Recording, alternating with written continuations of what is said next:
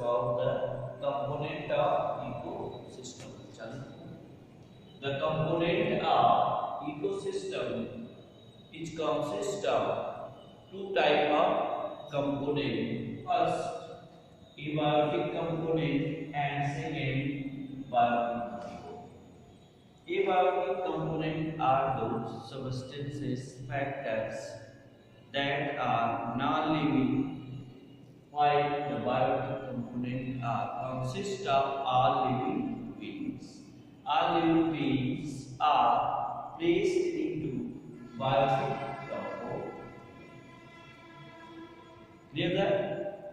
And the abiotic component are following, such as temperature, water, light, soil, air, etc. are the abiotic component, while the biotic component are pathogen, parasite, predator, competitors, and also plant and animals are placed into biotic component, and biotic component consists of the living organism present on the ecosystem.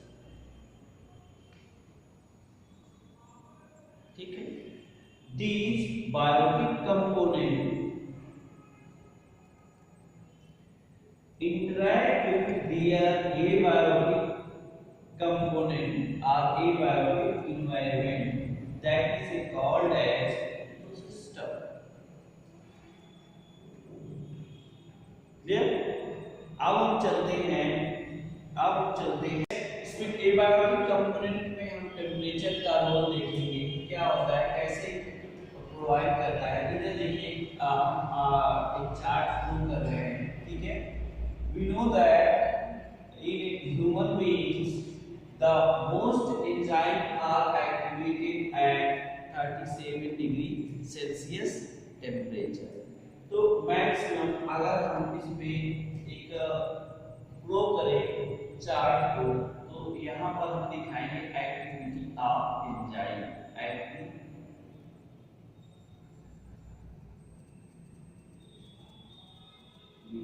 Of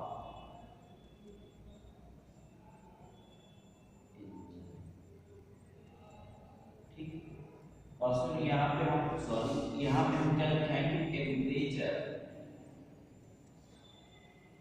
temperature ये क्या होगा, x axis पे हम क्या करेंगे, temperature को, और इस पे हम क्या लिखाएंगे, activity of enzyme, activity of enzyme.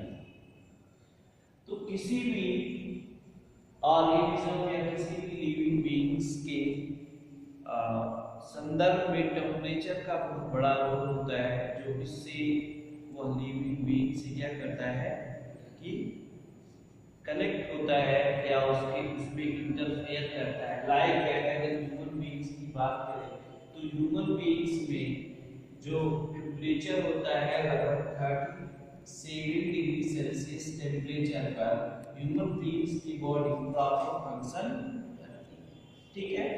तो अगर हम यहाँ पे टेम्परेचर को डिनोट करें, अगर ये 5 डिग्री सेल्सियस है, ये 10 डिग्री है, ये 15 है, और ये क्या हो जाएगा आपका 20 है, ठीक है ना, और ये 25 है, ये क्या है, और ये 30 है, ये क्या है 35 है, और ये क्या है, ये 40 है, ठीक है। और फिर क्या हो जाएगा 45, फिर 40, 50, ऐसे प्रकार से हम टेम्परेचर को दिखाएंगे वास्तव में। तो जब टेम्परेचर बहुत लो होता है तब भी कोई भी एंजाइम कोई एक्टिविटी नहीं शो करती है, ठीक है। जैसे जैसे हम टेम्परेचर को इंक्रीज करते हैं बॉडी की एंजाइम एक्टिवेट होती है ऐसे, ठीक है। और इस एंजाइम का मैक्सिमम टेम्परेचर आपका यहाँ पे देखिए जो 37 के करीब आता है ऐसे, यहाँ पे 37 होगा ना,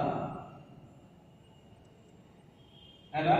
तो इस कंडीशन में ये बहुत पॉइंट पर चले जाते हैं, लेकिन इससे अधिक टेम्परेचर बढ़ाने पर 37 डिग्री से अधिक हम टेम्परेचर जब करते हैं तो सारी एंजाइम ब्रेक डाउन होने लगती हैं, टूटने लगती हैं अमीनो एसिड में, और जब अमीनो एसिड में टूट जाएंगी तो एंजाइम क्या हो जाएंगी, डीनेचर हो जाएंगी, और डीनेचर होंगी तो टेम्परेचर बढ़ाने पर लास्ट में क्या होता है कि फिर वही रिएक्शन, कोई भी प्रोडक्ट जो होगा बॉडी का वो नहीं क्रिएट हो पाएगा, फिर ये ग्राफ नीचे की तरफ डाउन हो जाएगा।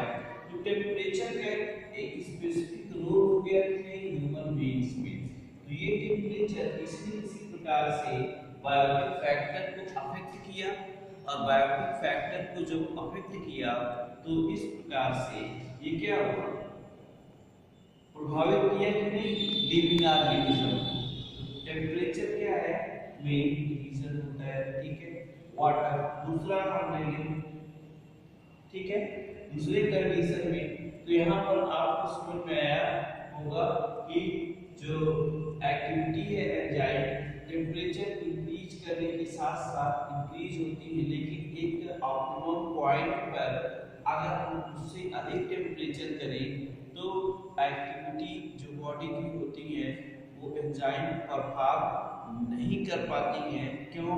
क्योंकि हाई टेम्परेचर पर जितनी भी एंजाइम होंगी वो क्या हो जाएंगी, डीनेचर हो जाएंगी, और फिजियोलॉजिकल प्रोसेस क्या होने लगेगी, धीरे धीरे डिस्ट्रॉय होने लगेंगे, जिसकी वजह से कोई भी लिविंग ऑर्गेनिज्म की डेथ हो सकती है, क्योंकि एंजाइम क्या हो जाएंगे, सारी एंजाइम फंक्शन लेस हो जाएगी।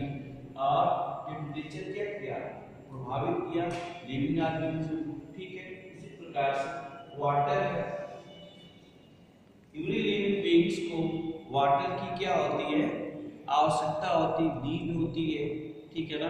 किसके लिए, हाइड्रोलिसिस के लिए, बाथरूम में डिफरेंट काइंड्स के एक्टिविटी के लिए, और मुख्य रूप से किसी भी लिविंग बीइंग्स में सबसे गुड क्वालिटी का सॉल्वेंट का फंक्शन भी वाटर करता है। तो वाटर क्या है, एक एसेंशियल सब्सटेंस है जो नॉन लिविंग है, जो हर लिविंग ऑर्गेनिज्म के लिए यूज किया जाता है। इसके आधार पे वाटर भी क्या है, एक विशेष प्रकार का बायोटिक कंपोनेंट है, जो बायोटिक कंपोनेंट से क्या होता है, रिलेटेड होता है। ठीक उसी प्रकार से जो तीसरा है आपका वो क्या होता है, लाइट है। तो without light energy can not pass through the organism. क्यों? क्योंकि हम जानते हैं कि सबसे पहले जो अर्थ पे मेन सोर्स है एनर्जी का वो क्या है, सनलाइट है। सनलाइट को प्लांट क्या करते हैं कि अचीव करते हैं, ठीक है। और इसी सनलाइट को प्लांट यूज करते हैं, इसको कन्वर्ट कर देते हैं लाइट एनर्जी को केमिकल एनर्जी में, और केमिकल एनर्जी फिर क्या करती है, रिस्पांसिबल होती है प्रोसेस के लिए, फोटोसिंथेसिस, और सभी प्लांट फूड को प्रिपेयर करते हैं। और जितने भी बायोटिक सब्सटेंस है सभी ऑटोट्रॉपिक प्लांट पर ही डायरेक्टली और इनडायरेक्टली क्या होते हैं, डिपेंडेंट होते हैं।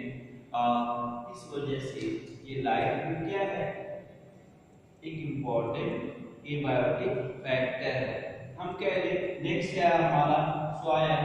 तो सॉइल क्या है, एक स्पेशल काइंड का एबायोटिक फैक्टर है जो हर बायोटिक फैक्टर को रेगुलेट करता है। चाहे वो सॉइल की सैलिनिटी हो या सॉइल की एसिडिटी हो। तो कुछ ऐसे भी प्लांट या एनिमल्स आते हैं जो डिफरेंट काइंड की सॉइल्स में ग्रो करते हैं पासों में। तो जैसे कुछ मार्सी प्लेस पर, कुछ मॉइस्ट सॉइल्स में, और कुछ जो है डिजर्ट में, इन सभी प्लेसों पर ग्रो करते हैं। Air is the most essential factor. Air में क्या है, एक विशेष प्रकार का इसेंशियल फैक्टर है। ठीक है, इसके बाद क्या है, एयर क्या है, स्पेशल काइंड का एसेंशियल फैक्टर है। और यही एसेंशियल फैक्टर क्या करेगा कि हर लाइफ को क्या करेंगे, ये प्रभावित करेंगे। तो I think you know that the abiotic factor are more important for the biotic. तो आज हम लोग इकोसिस्टम या हम कह लें इकोसिस्टम के कंपोनेंट के बायोटिक फैक्टर के बारे में स्टडी की, और नेक्स्ट क्लास में बायोटिक फैक्टर या बायोटिक कंपोनेंट के बारे में स्टडी करेंगे। ठीक है, बात समझ में आई? तो नेक्स्ट है, अगर हम कहें बायोटिक कंपोनेंट, तो बायोटिक कंपोनेंट के अंदर पैथोजन आते हैं। पैथोजन वे लिविंग ऑर्गेनिजम्स होते हैं जो माइक्रोस्कोपिक भी हो सकते हैं या फिर नॉन माइक्रोस्कोपिक भी हो सकते हैं, जो किसी भी ऑर्गेनिज्म पर डिजीज कास्ट करे उन्हीं को हम क्या कहते हैं, पैथोजन। ठीक, और दूसरा होता है बायोटिक कंपोनेंट के रूप में पैरासाइट। पैरासाइट क्या होते हैं? Parasite are those living organism that take their nutrition from the other organism without killing it, बिना उसको मारे हुए। प्रीडेटर क्या होता है? Predator is a type of organism that can attack the prey and achieve their foods। Predator वह organism होता है जो अपने शिकार को मारकर खाते हैं। Like that predator is lion and prey is deer। जिस प्रकार से लायन क्या हुआ, एक प्रीडेटर हुआ, और डियर क्या हुआ, एक प्रे हुआ। प्रे मतलब शिकार। ठीक है, और तीसरा है कंपटीटर्स, जो लास्ट सबसे कंपटीटर। तो every living beings are compete to each other. हर लिविंग बीइंग्स में कंपटीशन मिलता है, चाहे वो कोई भी हो। बात समझ में? तो हर लिविंग बीइंग्स में क्या मिलते हैं, कंपटीशन पाए जाते हैं।